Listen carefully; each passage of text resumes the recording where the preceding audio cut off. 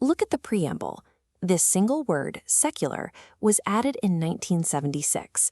In a nation where over 1 billion people practice dozens of faiths, this word serves as the foundation for the legal framework that manages religious diversity.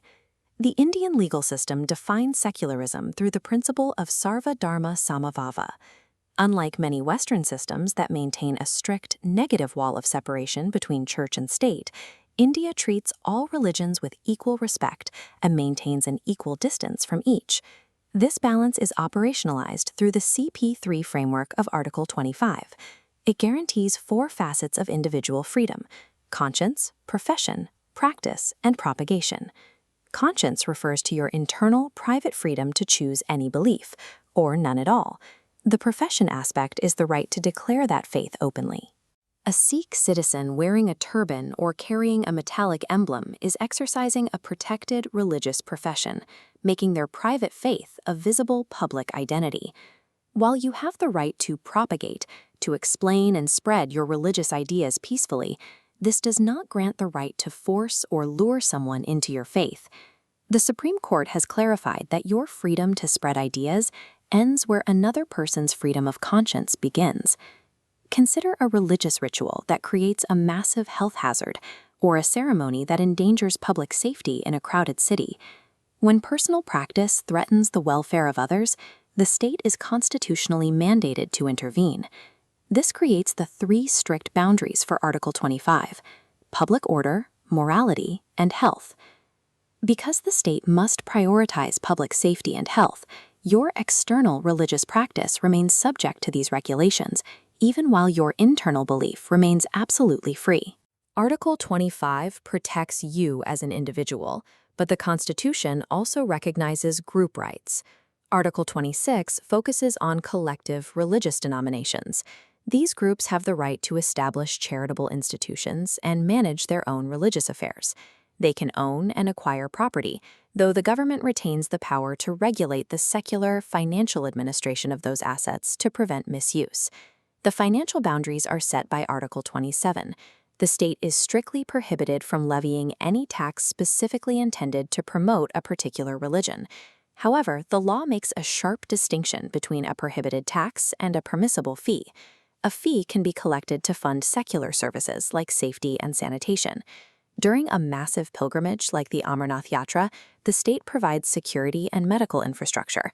Charging a fee to cover the costs of these protective services is constitutionally allowed. This ensures the state never uses public funds to promote religious growth, while still fulfilling its duty to provide for the safety and secular administration of religious gatherings. The classroom is the final front for these religious rights. Article 28 organizes educational institutions into a 2x2 matrix, with rules for religious instruction varying based on how the school is funded and administered. In Category 1, schools wholly maintained by state funds, religious instruction is completely prohibited. However, Category 2 covers schools administered by the state but established under a trust. In these cases, religious instruction is actually compulsory if the trust's original rules require it. Categories 3 and 4 include schools that are merely recognized or aided by the state. Here, religious instruction is permitted, but attendance must be voluntary. Students or their guardians must give explicit consent. To apply this logic, look at an institute established by a trust like the Ramakrishna Mission, but administered by the state. This falls into Category 2, meaning religious instruction is allowed and can be required. These specific rules have been sharpened through decades of litigation. The Stanislaus case solidified the rules on conversion, while the S.R. Bommai case established that secularism itself is part of the basic structure of the Constitution, making it immune to political interference.